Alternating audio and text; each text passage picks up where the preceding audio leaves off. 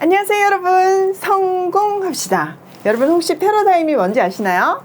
한 시대에 사회 전체가 공유하는 이해와 가치 같은 것들을 말하는데요. 이 패러다임이 바뀌는 것은 정말 어려워요. 그런데요, 오늘 본문에 그게 바뀌는 일이 일어나요. 빨리 현장으로 한번 달려가 볼게요. 1절, 유대에 있는 사도들과 형제들이 이방인들도 하나님의 말씀을 받았다 함을 들었더니 베드로가 예루살렘에 올라갔을 때 할례자들이 비난하여 이르되 내가 무할례자의 집에 들어가 함께 먹었다 하니. 자, 사도들과요, 유대에 있는 성도들이요, 고넬료 집에서 있었던 성령 강림 사건의 이야기를 전해 들었어요. 그리고 베드로가 예루살렘에 올라왔을 때 무할례자들이 빠졌어요. 아니, 어떻게 할례 받지 않는 이방인들과 같이 먹을 수 있어?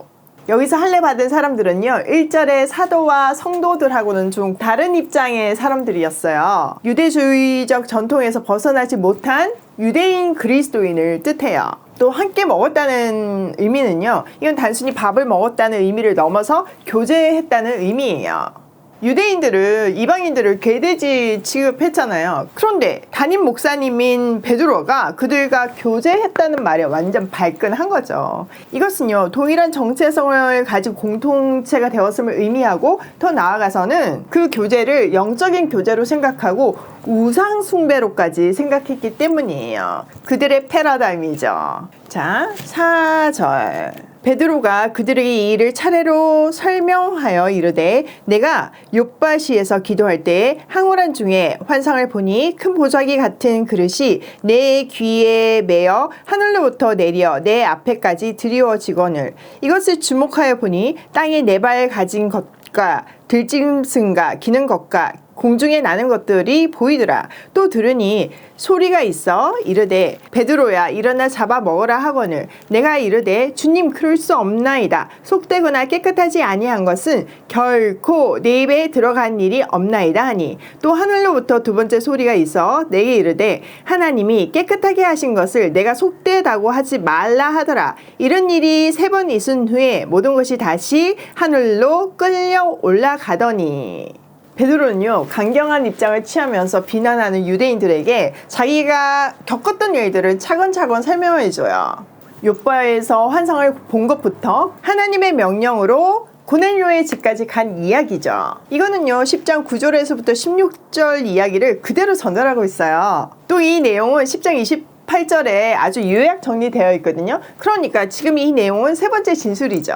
또 고넬료 입장에서도 진술을 하잖아요. 그것도 두 번 반복되어서 하고 있거든요. 고넬료가 직접 경험할 때 적고 또 그거를 베드로에게 설명하잖아요. 누가는 이렇게 반복적인 기록 형식을 통해서 이 사건의 중요성을 강조하고 있어요. 무려 5번 같은 내용이 있으니까 얼마나 중요한 이야기예요. 이것을 통해서 이방인에게도 동일하게 구원하심을 공적으로 선포하고 있어요. 또 이거는 그들의 패러다임이 얼마나 견고했는지도 말해주고 있고요.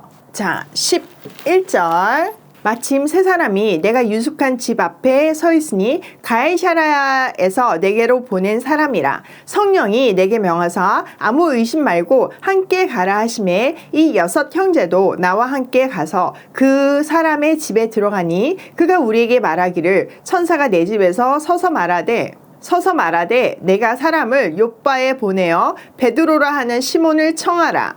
그가 너와 내 온 집이 구원받을 말씀을 내게 이르리라 함을 보았다 하거늘. 자, 이 부분에서는요, 베드로는 그대로 옮기는 게 아니라 일어난 일을 조금 보완해서 설명해요. 우선 사람이 3명, 6명 이렇게 등장하잖아요. 우선 동행한 사람들을 얘기하고 있는데요. 고넬료가 보낸 3사람 누구죠? 하인 2사람의 수행하는 군인이었죠. 자, 이들이 베드로가 묵고 있는 집에 도착했고 성령께서 의심하지 말고 같이 가라고 하셔가지고 6 형제와 함께 고넬료의 집에 들어갔다고 얘기하고 있어요. 자, 3명이었는데 갑자기 6명이 됐잖아요. 나머지 3명은 누구죠?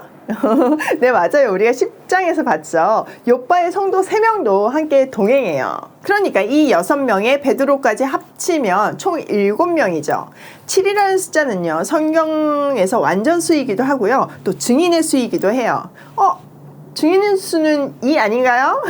이렇게 얘기하시는 분 계시죠? 맞아요. 보통은 2명이 증인의 수지만 그 사건이 역사적인 사건이거나 하나님의 특별한 섭리가 숨겨진 세계사적인 사건일 때는 반드시 증인이 7명이 필요했어요. 이 7이라는 증인의 수를 통해서 이 사건이 얼마나 교회의 역사에 중요한지를 다시 한번 강조하고 있는 거죠.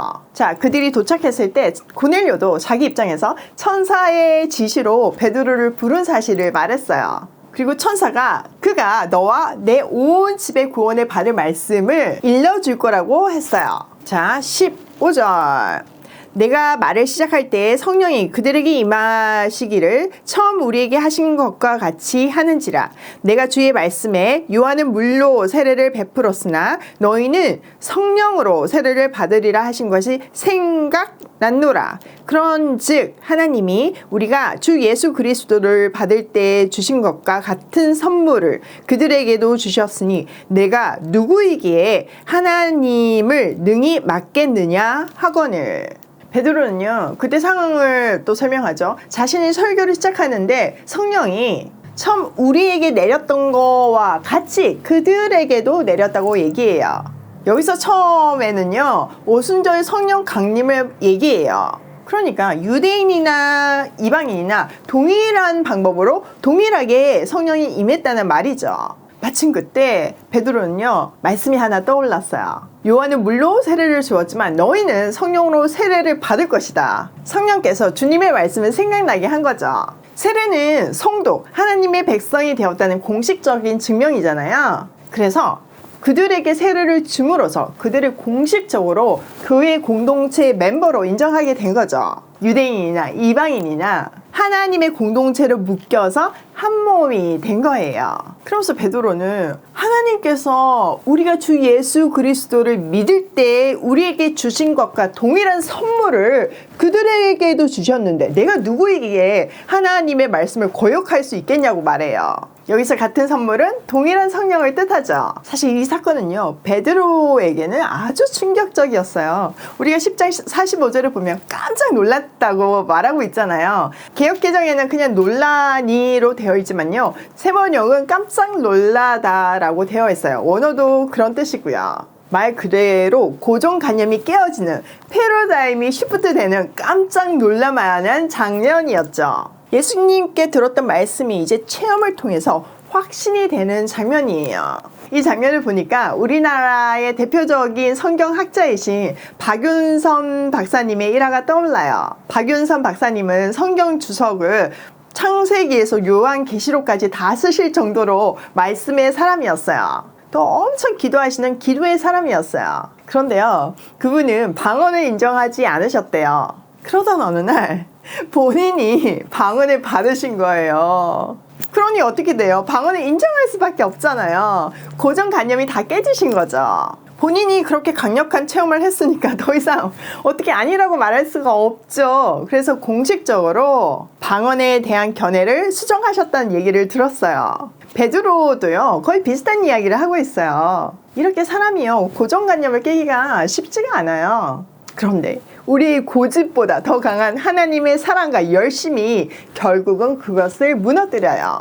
베드로에게 환상, 그거 갖고 안 되니까 직접적인 명령, 그리고 사람을 통한 확인이라는 다양한 방법을 통해서 깨달을 때까지 말씀해 주시잖아요. 진짜 하나님의 사랑과 열심히 못 말린다니까요. 그러니까 뭐 고집 피우고 계시는 거 있으시면 빨리 포기하시고요. 버릴 거 버리시고요. 무너뜨릴 거 무너뜨리세요. 좋은 말로 하실 때요. 자, 18절. 그들이 이 말을 듣고 잠잠하여 하나님께 영광을 돌려 이르되 그러면 하나님께서 이방인에게도 생명 얻는 기회를 주셨도다 하니라. 이 말을 듣고 그들은요, 잠잠할 수밖에 없었어요.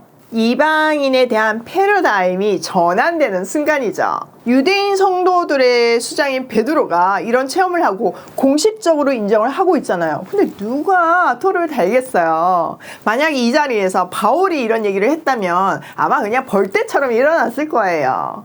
정말 하나님의 지혜가 놀랍지 않나요? 그 하나님의 지혜대로 세상이 흘러가는 것도 매번 신기해요. 근데 더 신기한 거는 우리를 통해 그 일들이 일어난다는 사실이에요. 진짜 경험하면서도 믿겨지지 않을 정도로 감격이에요. 그들은요, 하나님께 이 모든 영광을 올려드리며 이제 하나님께서는 이방 사람들에게도 회개하여 생명에 이르는 길을 열어주셨다고 말하면서 믿기 어려운 사실을 인정했어요. 예루살렘 교회의 수장인 베드로의 눈뜸으로 그들의 눈도 뜨인 거죠. 이렇게 이방 선교의 단위성이 깨끗하게 정리되었어요. 자, 오늘 내용을 우리 삶에 한번 적용해 보면요. 첫 번째, 사람이 변하는 것은 정말 어렵다. 그러나 하나님은 반드시 하신다. 충분히 봤죠? 정말 바뀌는 게 어렵지만요. 근데 반드시 하나님은 하세요. 그러니까 순종해서 행복한 삶 살아요. 두 번째, 리더십의 변화와 성장은 너무나 중요하다. 그러니까 나라의 위정자들을 비롯해서 크고 작은 리더십들을 위해서 기도해야 돼요. 세 번째, 나의 생각, 나의 패러다임을 하나님의 생각으로 바꾸자. 사실 그게 신앙 성숙이고요. 그것을 통해서 세상이 바뀌어요. 우리 각자의 꿈이 하나님의 꿈이 될 때 그 꿈이 성취될 수밖에 없죠. 오늘도 나의 생각을 하나님의 생각으로 바꾸고 세상을 살리는 발걸음으로 고고싱해요.